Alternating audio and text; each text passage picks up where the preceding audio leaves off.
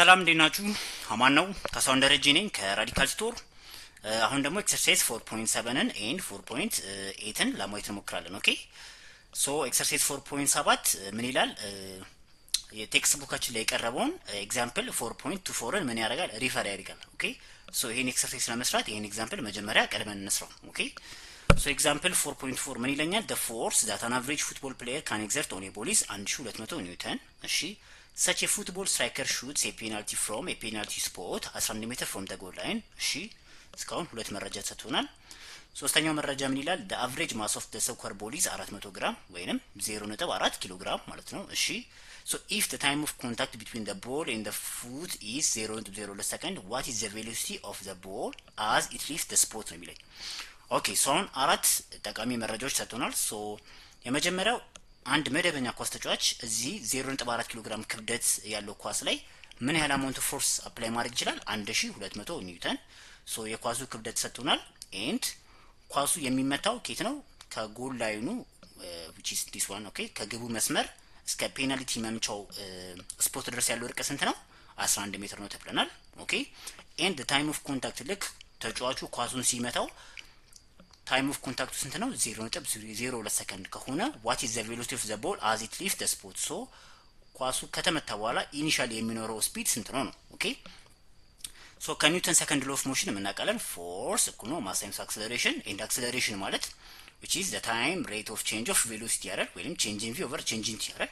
ሶ ይሄን ብናባዛው f times change in t እኩል ነው m times change in velocity which is ኢምፐልስ ሞመንተም ቲዮረም ላይ ደረስን ማለት ነው። ኦኬ ሶ አሁን ከዚህ ውስጥ የምንፈልገው ቼንጅ ኢን ቪ ነው። ሶ ቦዝ ሳይድስ ባይ ኤም ብናረግ ሶ ቪ ፋይናል ማይነስ ቪ ኢኒሻል which is ቼንጅ ኢን ቪ ማለት ነው አይደል?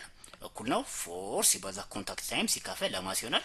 ኤንድ ዊ ዊል ጌት ይሄ ኢኒሻሊ ምንድነው? ዜሮ ነው አይደል? ኢኒሻል ቬሎሲቲያችን ዜሮ ነው ኳሱ ተቀምጦ ስለነበረ ማለት ነው አይደል?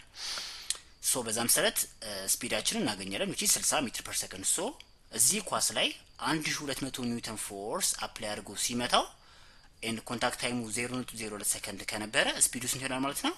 በ60 ሜትር ፐር ሰከንድ ኢኒሻል ስፒድ ይነሳል ማለት ነው ኳሱ። በጣም አሪፍ። ሶ አሁን ኤግዛምፕል 4.4 ነው የሰራነው። ሶ ወደ ኤክሰርሳይዝ 4.7 እንመለስ። ምን ይለናል? what is the acceleration of the ball in the above example this one ማለት ነው while it was in contact with the striker's foot ነው የሚለን። ሶ አሁን አክሰለሬሽኑ ይጠይቅ ነው which is change in v over change in t which is 60 ሜትር ፐር ሰከንድ ሲካፈል ለ0.02 ሰከንድ and we will get 3000 ሜትር ፐር ሰከንድ ስኩዌር ይሆናል ማለት ነው። እሺ እንደገና ምን ይለኛል? ሌላ ጥያቄ ያለው how long does it take for the ball to pass the goal line። ሶ ኳሱ በዚህ ፍጥነት ተመቶ ወይም ተነስቶ 11 ሜትር ርቀት ላይ ያለውን የግቡን መስመር ለማለፍ ምን ያህል ጊዜ ይፈጅበታል ነው የሚለን። ሶ ስፒድ ማለት ዲስታንስ ኦቨር ታይም ነው። ሶ ታይሙን ካልኩሌት ለማድረግ which is ዲስታንስ ኦቨር ስፒድ ይሆናል ማለት ነው አይደል? ሶ በዛ መሰረት 11 ሜትር ሲካፈል ለ60 ሜትር ፐር ሰከንድ we will get 0.183 ሰከንድ መልስ ይሆናል ማለት ነው። ኦኬ መልስ ይሆናል። በጣም አሪፍ። ሶ አሁን ኤክሰርሳይዝ 4.8 ላይ ደርሰናል። ሶ ምን ይለናል? ዲዩሪንግ ደ 2007 ፍሬንች ኦፕን የሜዳ ቴኒስ ውድድር ነው።